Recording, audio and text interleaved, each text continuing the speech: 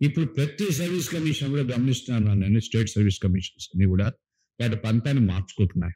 ఇంతకుముందు అట్లా ఉండేది కాదు. State service commissions autonomous body. వాళ్ళకి తోచినట్టుగా వాళ్ళు కండక్ట్ చేసుకునేవాళ్ళు.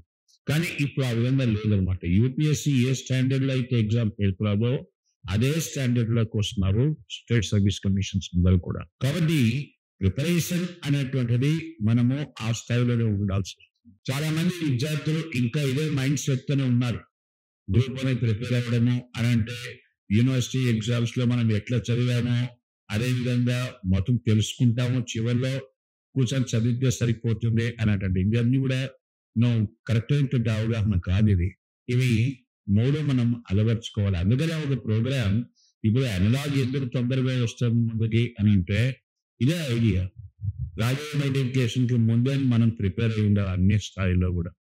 ఓకే, కాబట్టి టైం ఉన్నది. టైం ఉన్నటువంటి it's like golden opportunity for all of us. కాబట్టి ఉపయోగించుకొని ప్రతిరోజు కూడా కొంత టైంని, కాలాన్ని దానికి వినియోగించి నోటిఫికేషన్ ఇచ్చే సమయాన్ని ప్రిపరేషన్ స్టార్ట్ చేయకూడదు. ఆ టైంకి ప్రిపరేషన్ అయిపోవాలి. అప్పుడు స్థాయి మనకు ప్రిపరేషన్ అద్భుతంగా ఉంటుంది, ఫలితాలు బాగుంటాయి. ఇవి దయచేసి గుర్తుపెట్టుకోండి మొదట్లోనే. ఈ అంశాలు మనం మనసులో పెట్టుకోవాలి.